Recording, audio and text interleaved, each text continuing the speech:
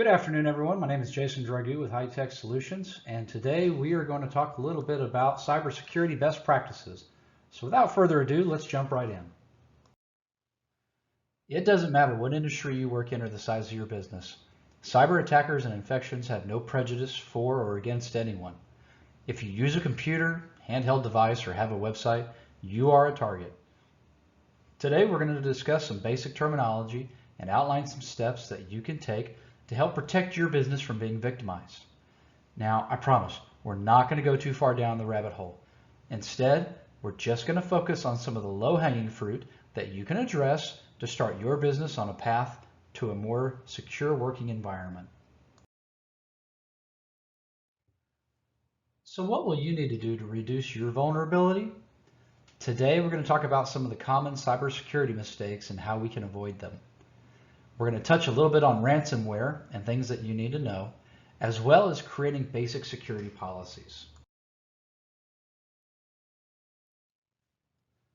Take a walk around your office. More than likely, you're going to find at least a few desks with post-it notes full of passwords stuck to the bottom of a computer monitor or shoved up underneath the keyboard. Yes, it's convenient, but it also provides easy access to sensitive information for people who shouldn't have it. So what should you use instead of post-it notes? Well, there are a number of password managers out there, many of them being cloud-based, which meet both PCI and HIPAA requirements. HI-TEX Solutions is actually a vendor and supports utilizing the 1Password product. It's a wonderful application that allows you to set up a master password so that you only have to memorize one unique complex password, and then allows you to just auto-generate all other passwords for your web-based logins. We absolutely love it here. So let's talk about the passwords themselves. Using strong passphrases is one of the easiest things you can do to help secure your data. While choosing a password makes it very easy to remember, it also makes it really easy to guess. And there's nothing easy about regaining control over a computer that's been compromised or whose data is being held for ransom. So, here are a few key tips on what to avoid when choosing a password. Avoid sequences such as QWERTYUIOP, which, if you're paying attention, is the first top row of letters on a standard keyboard layout. Or maybe 1QAZ2WSX, which is the first two vertical rows on the same keyboard. Don't use your favorite sports teams. Don't use birth dates. In fact, you should avoid using passwords that are numbers. Phone numbers, addresses on a building, anniversary dates. Avoid using names as part of your password, and not just your name. Avoid using the names of your friends and family. These are all posted online and readily available on pretty much every social media platform, which creates a database for anyone trying to gain access to your environment. Stay away from swear words, hobbies, names of famous athletes, car brands, and the most current popular movie. All of those are widely used passwords, and all of these are built into password databases online. Technology is an important part of every small business, but it's often not a priority. That's how things like updating the operating system slip through the cracks or outright get ignored until they become a huge issue. For example, do you have workstations still running Windows 7 or worse, Windows XP? Are your servers on 2008 or 2003? If so, these create a huge security vulnerability because these systems are no longer supported by Microsoft, which means they're no longer getting the security patches and fixes, closing the loopholes and bugs that allow attackers access.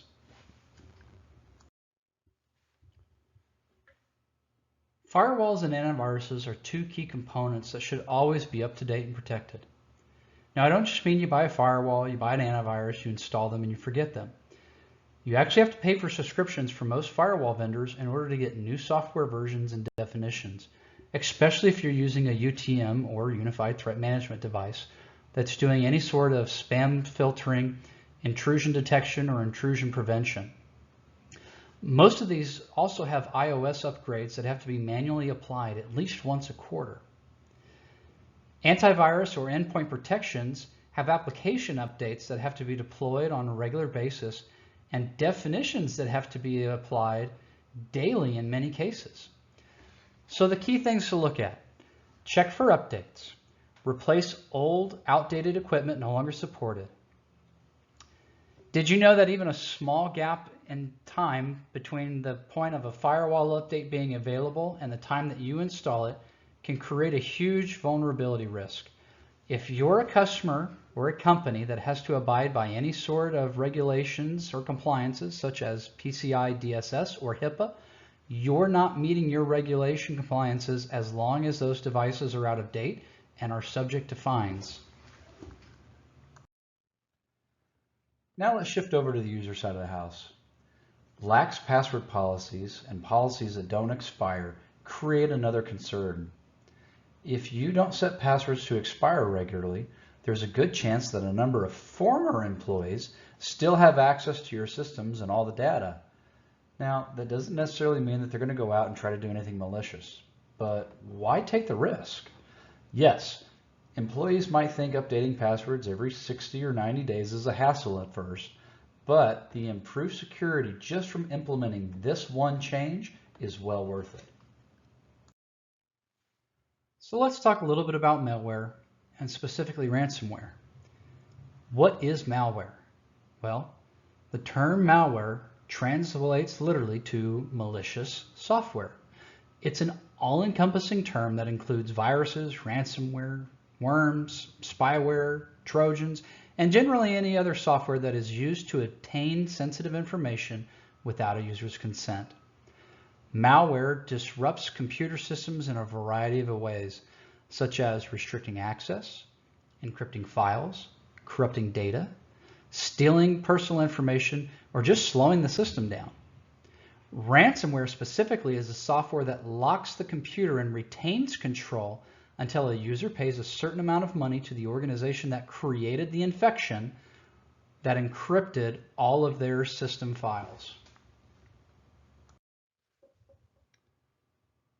The US government estimates that there are now over 4,000 ransomware attacks being launched every single day. It's a 300% increase over the attacks seen per day just from 2015.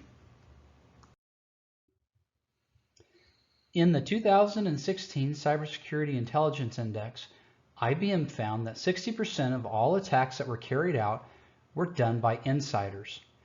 Of these attacks, 3/4 involved malicious intent, while the other 1/4 were unaware participants. IBM's research also found that healthcare, manufacturing, and financial services were the top 3 industries under attack due to their personal data, intellectual property, physical inventory, and massive financial assets. So let's talk a little bit about what ransomware has really cost us here in the real world.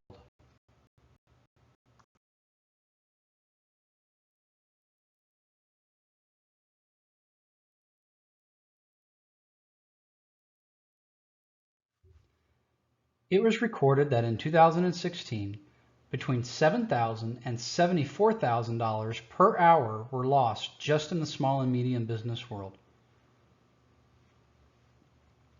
44% of all small businesses reported being victims of cyber attack. Now, that's not just ransomware. That includes all the different attacks that are out there, from your viruses to your trojans to your spam, your spyware, etc. Ransomware victims paid out over $24 million in 2015 alone just to try to regain their data. What's not noted here is that out of that $24 million that was paid out, only about 3/4 of the organizations actually got all of their data back. More importantly is the way that ransomware encrypts files. The attacker never actually sees the files until you go to pay to have them decrypt the files that they've attacked. The files never actually leave your system. The software is simply install, utilize either an RSA token or some other encryption key, and locks the files out. In order to unlock those files, you actually have to at some point send the attacker a copy of some of your files so that they can decrypt them for you. Now, not only have you paid out their ransom, but they have a readable copy of the data that you just paid to decrypt. And again, we're talking about criminals. Do you really think they just handed all that data back to you without keeping a copy for themselves to sell on the dark web?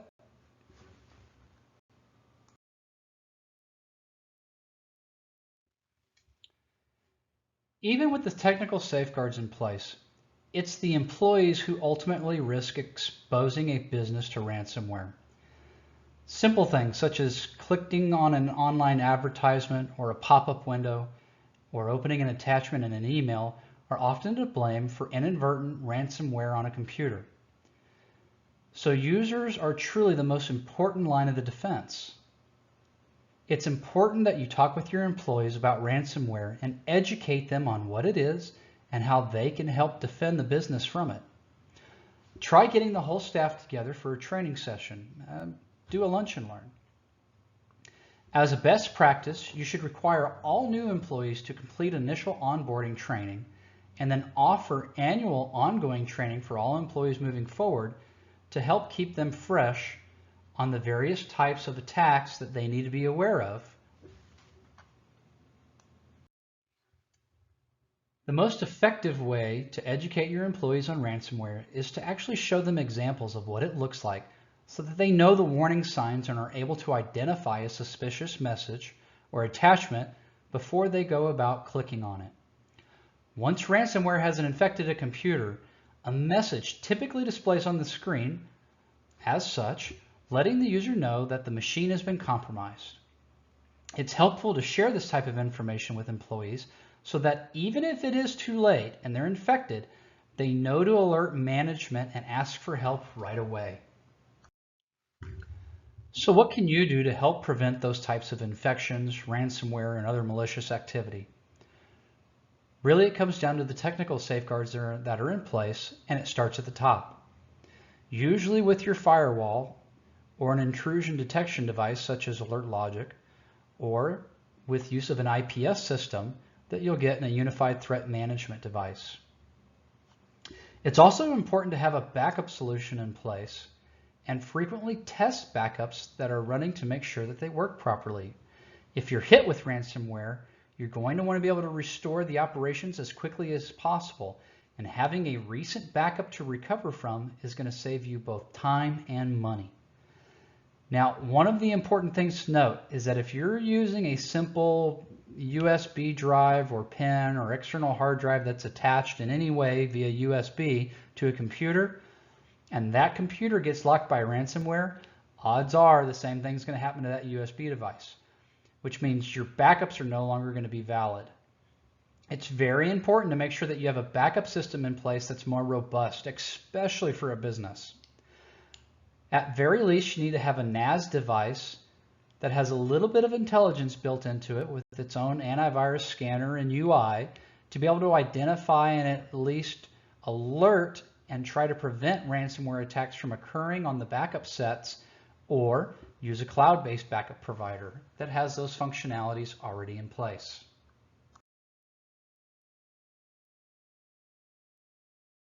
Let's talk about creating security policies. Every successful business has developed formal, documented IT security policies to govern operations both in their offices and out in the field. These policies educate employees and guide behavior in addition to protecting a business and adhering to compliance regulations. Equally important, successful businesses conduct regular reviews of these policies and then revise them as necessary to adjust to the changes in their environment and business practices as they grow. First thing that needs to be done is to identify who currently has access to the critical data and applications in your environment. Note all your findings and then assess whether or not each person needs to have access to those items. You can then begin to limit or instate permissions to grant or deny access to sensitive information based on a user's role or functionality that they perform for the organization. For example, System administrators should have access to things that contractors should not. You'll want to make sure that there'll be no uncertainty about who has access to data sets between your various departments. So let's talk a little bit about data retention parameters. Retention parameters work hand in hand with your backups. These types of policies are especially important in certain regulated industries that require that data be available for a certain term of time. HIPAA and PCI are the most common that come to mind. Defining a data retention policy is critical because there's an increased risk of data being stolen or compromised when it's kept beyond those defined dates. It also benefits you to not only have a retention policy, but a versioning policy in place for your data. Depending on your backup software, this can be a built-in functionality that simply needs to be configured. But you can also have data versioning in a file system on the operating system itself. This way, if there's any sort of compromise and you haven't done a backup in the last 24 hours, you would restore to the previous day's backup and then can turn around and go into the file system and do a versioning restore to bring that document or set of data as close to up to date as possible before the system was actually compromised. Finally, let's talk about SSL and encryption. Data should always be encrypted, whether it's sitting on a local hard drive or in a cloud infrastructure. You should always be using SSL to encapsulate that data when it's en route to the cloud or the local device within your organization. When developing a security policy, you need to be sure to review your industry's compliance regulations. Certain industries are, of course, more heavily regulated than others, but all industries, whether legal or medical, financial, manufacturing, retail, they all need to meet a minimum level of security with the data in which they manage. I'll use HIPAA as the example. HIPAA requires that all covered entities encrypt all of their storage technologies for data at rest. As an IT service provider, we can help you determine what you're liable for and how to make sure that you are complying with all of your security requirements.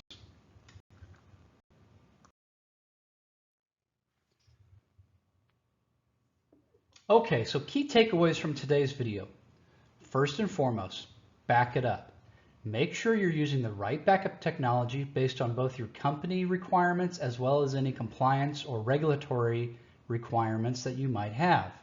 Secondly, make sure you're taking all safeguards to protect your data by updating all applications, operating systems, networking equipment, firewalls, wireless devices, as well as your antivirus applications.